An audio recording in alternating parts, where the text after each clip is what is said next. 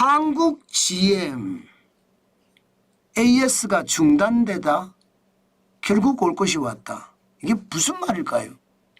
자, 일단 이거부터 먼저 보시죠. 한국 GM이 부품 물류 계약을 변경했습니다. 기존의 하도급 계약에서 서비스 용역으로 바꾼 거예요. 하도급 계약은 우진물류와 맺었습니다. 그러나 서비스 용역은 정수유통으로 신규 사업자를 새롭게 선정을 했어요. 왜 이렇게 했느냐? 원청 교섭 의무가 없어지게 만들려고요. 이 노란봉투법이라는 게 그런 거잖아요. 노란봉투법은요, 기본적으로 회사 내에 노사가 존재하지만 회사 밖에 노사도 존재합니다. 1차 협력업체, 2차 협력업체, 3차 협력업체, 4차 협력업체까지 계속 존재해요. 예, 그런 것을 감안을 해보면 지금 많은 기업에서요, 웬만하면 1차나 2차나 3차 협력업체가 우리와 관계없다. 이것을 만들기 위해서 지금 계약을 계속 서두르고 있거든요. 앞으로 3개월 후면 이제 노란봉투법이 시행이 됩니다. 그러니까 이거 어떻게든 막아보자고 지금 꼼수가 아닙니다. 이것은 현실이 현실. 있는 그대로 갈 수가 없으니까 원청 교섭 의무를 소멸시키고자 했다는 이야기예요. 그런데 이렇게 되니까요, 우진물류의 120명 직원들이 난리예요. 그래서 한국GM에서 제안했습니다. 우진물류의 120명 직원들에게 생산직으로 들어와라. 예, 그러면 우리가 그만큼 감당하겠다 이렇게 이야기했습니다. 그렇지만 정수유통에다가 서비스 용역하는 회사에다가 우진물류의 120명을 다 떠맡아라 이렇게 이야기할 수가 없어요. 말하는 순간 노란봉투법 위반입니다.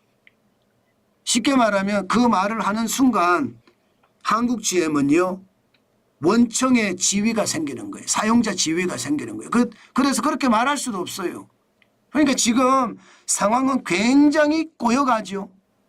그죠? 지금 현재는요, 우진물류의 지금 노조원들하고요, 민주노총 노조원들이 쉽게 말하면요, 세종물류센터를 점거를 해서 부품이 못 나가게 막고 있습니다. 보시는 것처럼 원청 사용자 책임 인정, GM 하청 노동자 120명 집단 해고 철회, 지금 등에 그렇게 쓰여 있죠. 지금 그게 현실이 된다는 이야기예요. 자, 이게 저는 노란봉투법이 굉장히 애매하고요. 노란봉투법 자체가 과연 원청이 사용자가 맞느냐, 이거를 검증하는 것도 쉽지 않습니다. 이러면 산업계의 혼란은 엄청날 거예요. 실제로도 한번 보세요. 노란봉투법에 지금 사용자성 이거 판단을 해야 되는데, 보시는 것처럼 사용자성을 판단하는 사례를 보면 노동안전에 대해서 간섭을 한다. 이러면 원청이에요. 복리후생에 대해서도 간섭을 한다. 이러면 원청입니다. 근로시간에 대해서도 간섭한다. 이것도 원청이고요. 또 임금수당에 대해서도 간섭을 한다. 이것도 원청입니다.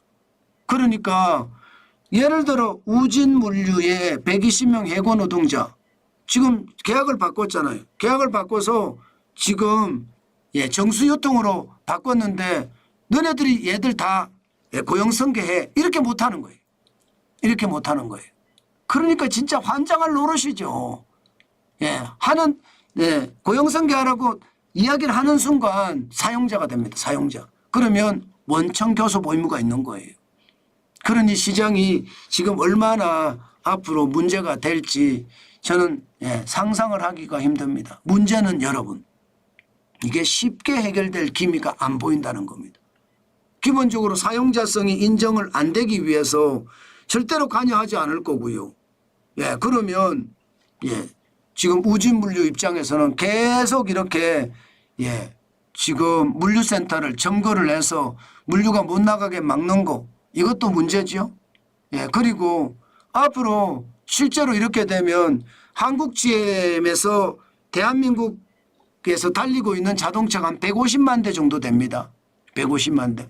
150만 대는 부품이 없어서 이제 서비스를 못 받는 그런 사태가 벌어질 수도 있고요.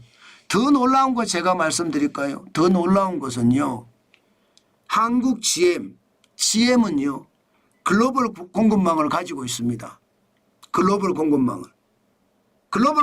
가지고 있다는 것은 한국의 물류센터에 문제가 생긴다고 하면요. 아마 전 세계적으로 물류를 공급을 받아서 실제로 말입니다. GM 서비스 센터에 보내고요. 또 GM 부품사에게 보낼 겁니다. 아마 서비스 센터가 지금 380개인가요?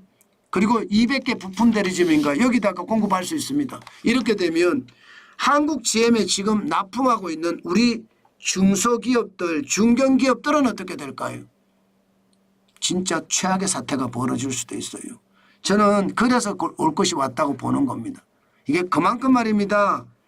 이 사용자성, GM이 사용자냐 아니냐, 한국 GM이 사용자냐 아니냐, 이게 시장에서 큰 전파장을 불러올 거고요. 이게 여기만 이럴 게 아니에요. 이제는요, 원청이 책임져야 될 하청이 많아지면 하청이 한 군데만 병목을 딱 잡고 공급망을 못 움직이게 만들면 거기에 대한 충격파는 저는 상상 이상으로 커질 거다 이렇게 생각을 합니다. 아마 3월이 넘어서서 시장에 충격이 오면 얼마나 큰 충격이 올지 사실 저는 솔직히 충격이다 이렇게 생각을 합니다. 그만큼 충격적인 상황이 벌어진다는 이야기예요. 여러분, 한국 GM, AS, 애프터 서비스가 중단 위기에 처했습니다. 노란봉투법 때문인데요.